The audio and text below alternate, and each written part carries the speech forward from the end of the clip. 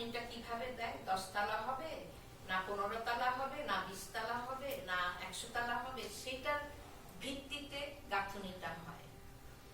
তো আমাদের সমাজে এখন এরকম জগা খিচুড়ি স্ট্রাকচার আছে, ফিউডালিজমও আছে, ডেমোক্রেসির আইডিয়াও আছে, তারপরে পুঁজিবাদ তো আসছে আমাদের ইয়েতে, কিন্তু পুঁজিবাদের সঙ্গে সঙ্গে ডেমোক্রেটিক যে ভ্যালুস গুলো সেগুলো ডেভেলপ করে নাই, গড়ে ওঠে নাই।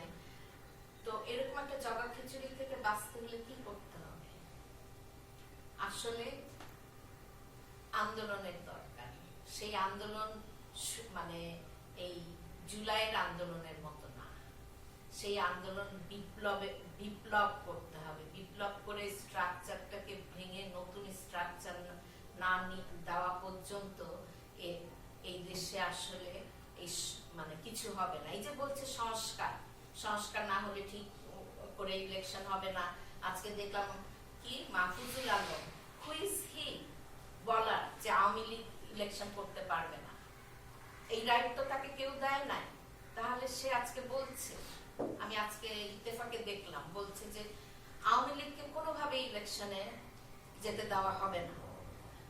তো এই ধরনের বিহেভিয়ার গুলো হচ্ছে একনায়কতন্ত্রের মানে প্রতিফলন, নমুনা। সুতরাং এটাই আমাদের মজ্জায় রয়ে গেছে। সেখান থেকে বের হয়ে আসতে হলে আমাদেরকে কি করতে হবে? আমাদেরকে সামাজিক জীবনে, পারিবারিক জীবনে এবং দলীয় এবং রাষ্ট্রীয় জীবনে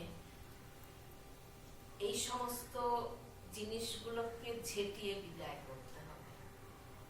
এবং আমরা যেটা করতে পারি যে আমরা নতুন বিপ্লব করাটা তো মুখের কথা না, বিপ্লব করা হচ্ছে একটা টোটাল দেশের সোসাইটির স্ট্রাকচারটা চেঞ্জ করা।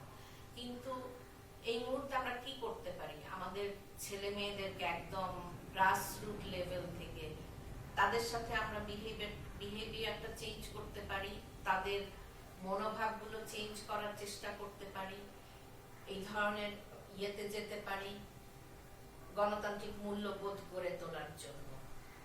সুতরাং এটা একটা বিশাল কাজ। আজকে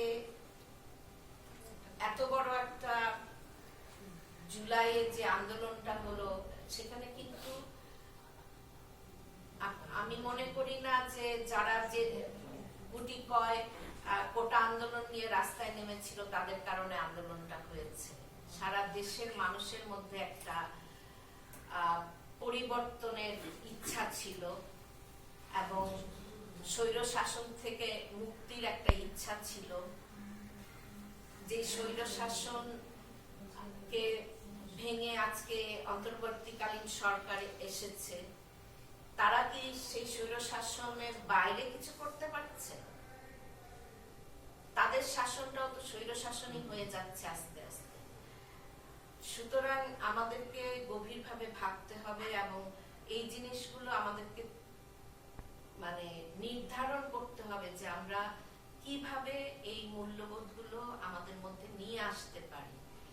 একটা ডেমোক্রেটিক মূল্যবোধ তখনই আসে যখন একটা পুঁজিবাদী ফিউডাল সোসাইটি থেকে যখন আমরা পুঁজিবাদে মানে সারা বিশ্বই পুঁজিবাদে যখন গেল, তখন আসলে কি দরকার ছিল? তাদের ফ্রি ওয়ার্কার দরকার ছিল ফ্যাক্টরিতে।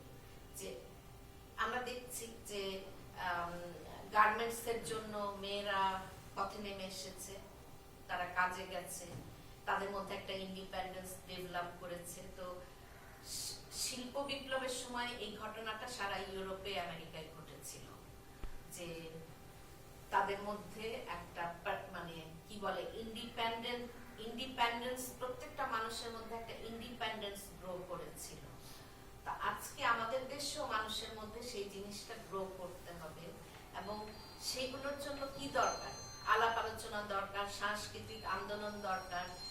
এখানে সাংস্কৃতিক আন্দোলন বলতে আমি এখানে যদি আমি গণতান্ত্রিক সংস্কৃতি বলি,